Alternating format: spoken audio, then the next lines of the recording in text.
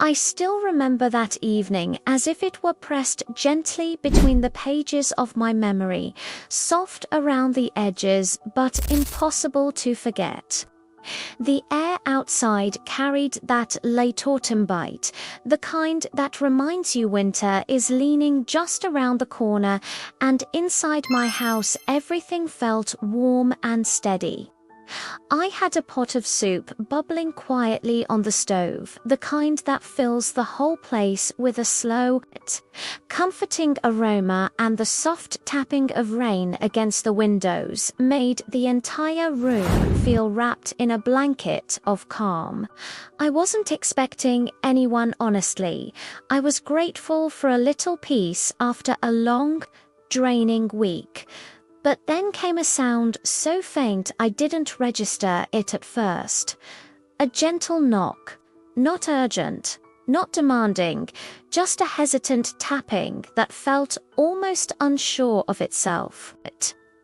When I opened the door, the porch light fell over Daniel, my nephew, standing there with his shoulders slightly hunched, raindrops caught in the darker strands of his hair, and his hands buried deep into the pockets of his jacket, like he didn't know what else to do with them.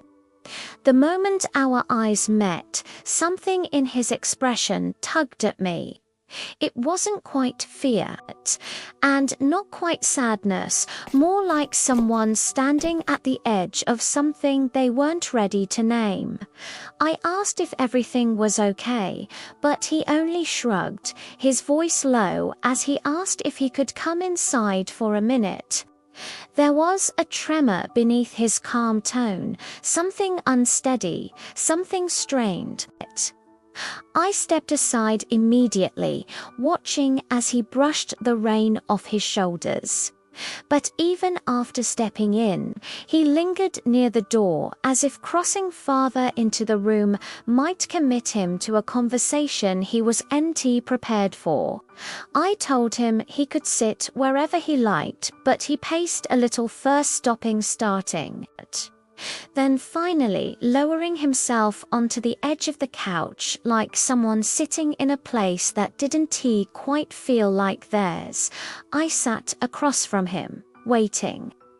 I've learned that when someone carries something heavy, silence is often the kindest invitation. His foot tapped the floor in restless patterns, and every few seconds his fingertips brushed lightly together, like he was trying to gather the courage hiding inside him.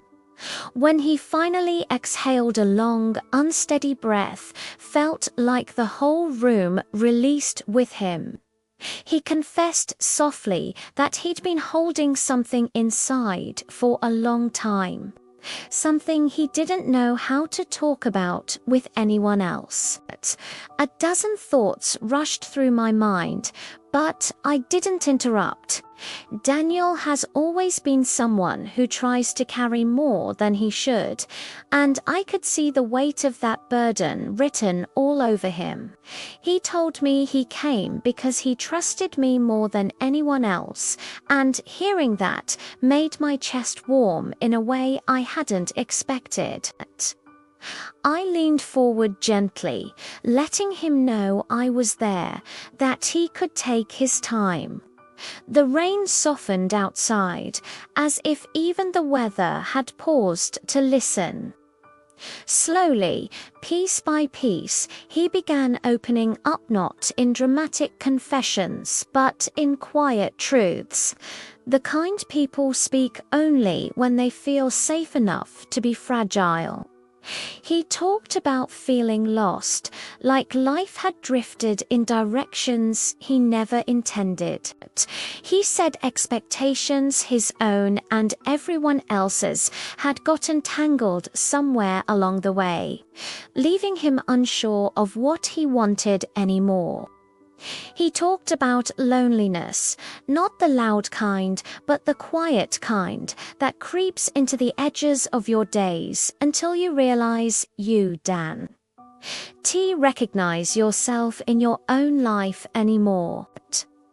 I listened, offering reassurance only when he seemed overwhelmed, reminding him gently that moments of uncertainty don't define us, they shape us, guide us toward clarity.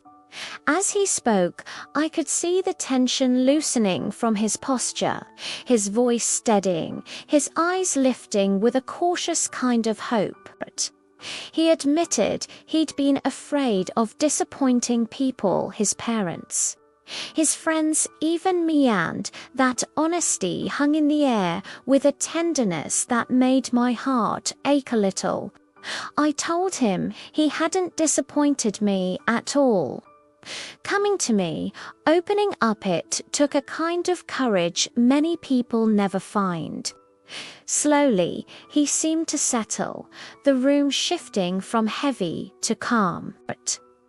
He shared more memories, more worries, more moments he had tucked away, and I simply held the space around him. When I offered him tea, he nodded with a quiet gratitude that reminded me of the boy he once was. While I prepared it, I thought about how sometimes people need solutions. They need someone to stand still with them until the storm inside passes. When I handed him the cup, he held it with both hands as though grounding himself with its warmth. He said he hadn't expected to say so much, hadn't expected the words to fall out the moment they found a safe place. I told him that truth has a way of freeing us the moment we stop trying to hide from it. We talked about choices, about change, about the kind of courage it takes to question the paths we're on. He asked what I would do in his place, and I didn't give him direct answers, life isn't that simple, but I gave him thoughts he could hold on to. That starting over is not failure, that it's okay to outgrow the expectations that once defined us, that clarity often arrives disguised as confusion. I watched as resolve began to replace uncertainty in his eyes. The transformation was subtle but profound. He sat back more fully, breathed more evenly, and the shadows that had clung to him earlier seemed to lift. He thanked me not just for listening, but for being someone he could come to when everything felt too heavy to carry alone. That gratitude settled into me like warmth. Before he left, he told me he felt lighter, clearer, as though speaking the truth allowed him to see a path he hadn't noticed before. When he stepped out into the gentle rain, he paused and said he was really glad he had come.